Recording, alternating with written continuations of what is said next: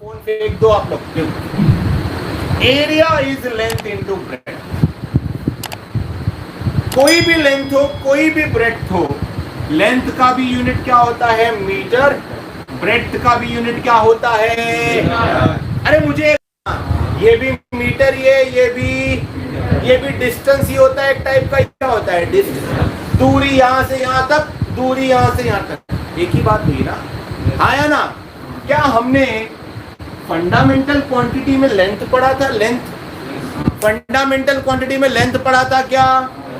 देखो ये भी लेंथ है, ये भी।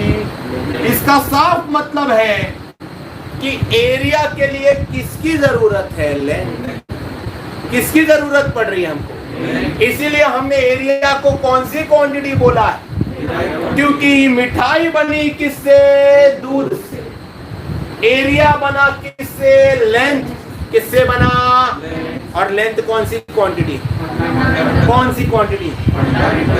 तो आप लोग यहाँ पे एकदम साफ सिंपल चीजों और साफ सिंपल व्यू से देखिए तो आपको देगा कि area length into breadth, metre into metre, इसका यूनिट आता है मीटर स्क्वायर।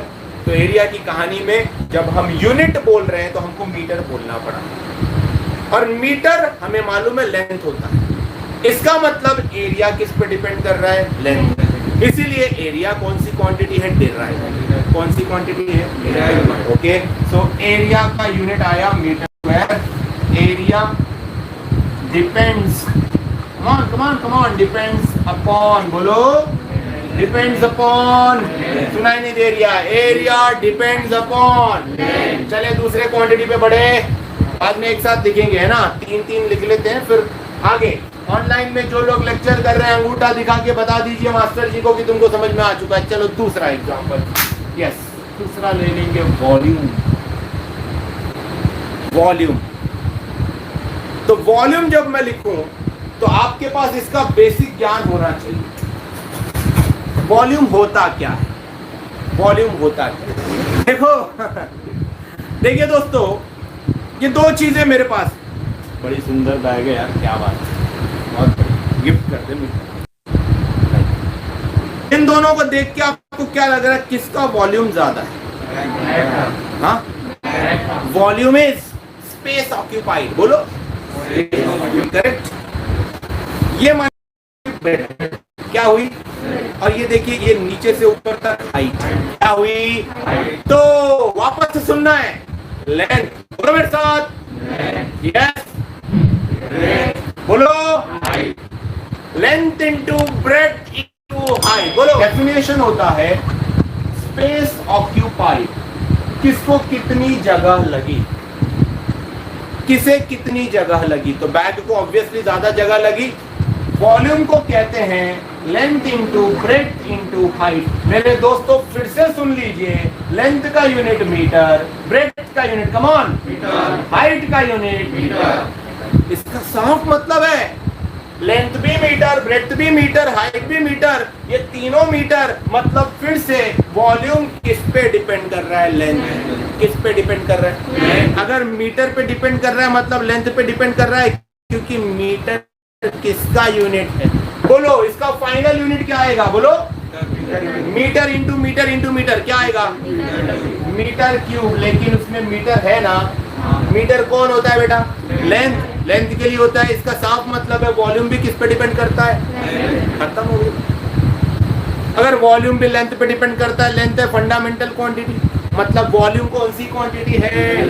जो चीजें फंडामेंटल क्वांटिटी से बनाई जाती है उनको बोला जाता है बोलो ओम भट स्वाहा। समझे?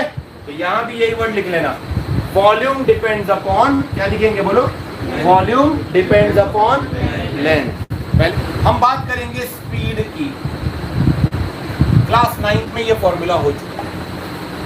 स्पीड किसी भी ऑब्जेक्ट का, किसी भी बॉडी का होता है डिस्टेंस अपॉन होता है, हाँ या ना? मतलब लेंथ। अगर आप एक जगह से दूसरे जगह जा रहे हो, कहीं भी जा रहे हो, तो ये जो टोटल रास्ता आपने ट्रैवल किया डिस्कियां करके, ये डिस्टेंस क्या था? ये उसमें आपको समय लगा कि नहीं लगा? हाँ या ना, कि यहाँ बटन दबाया और वहां पहुंच गया, ऐसा तो नहीं हो सकता।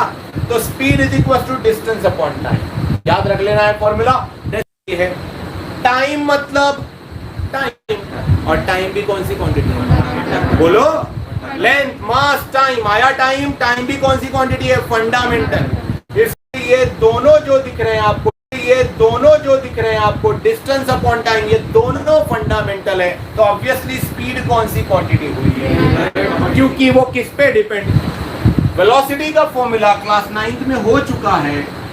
डिस्प्लेसमेंट क्या होता है बोलो?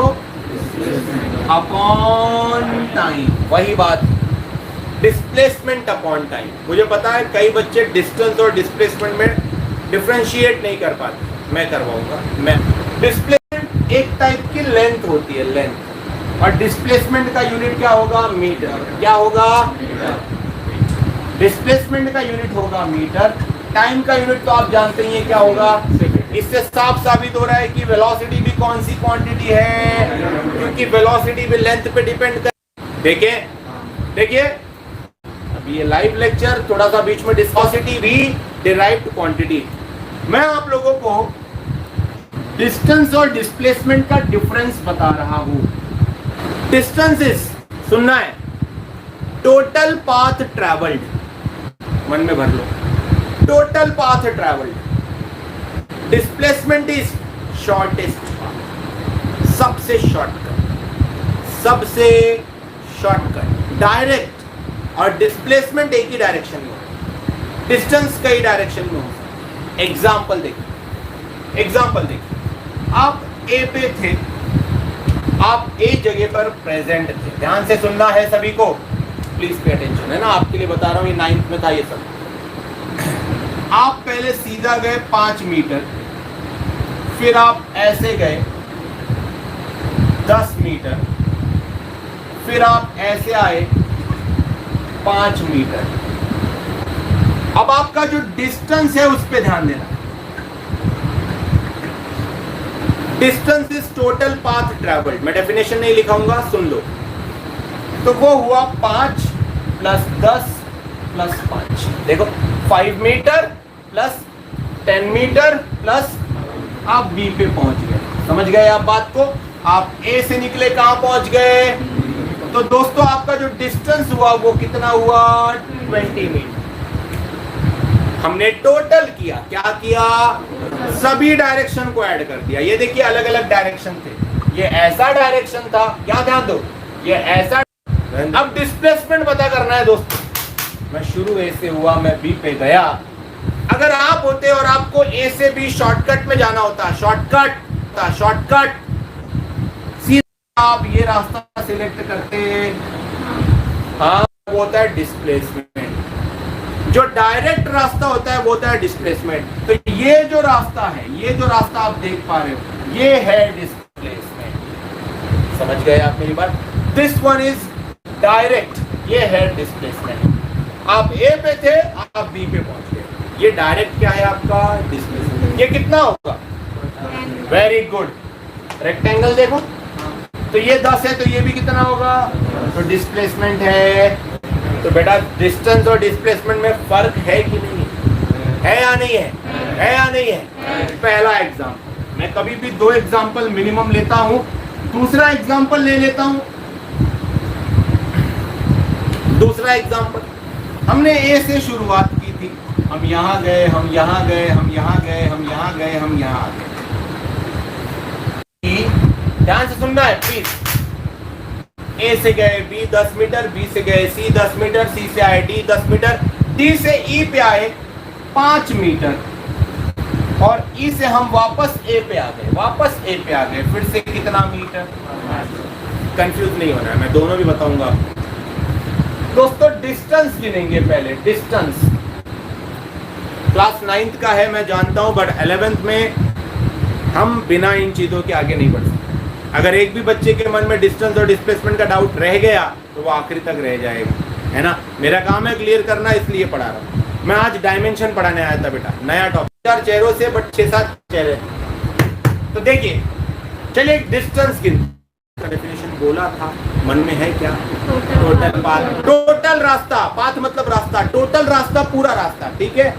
चल गिनो, 10 + 10। अच्छा तुम गिन के बैठ गए,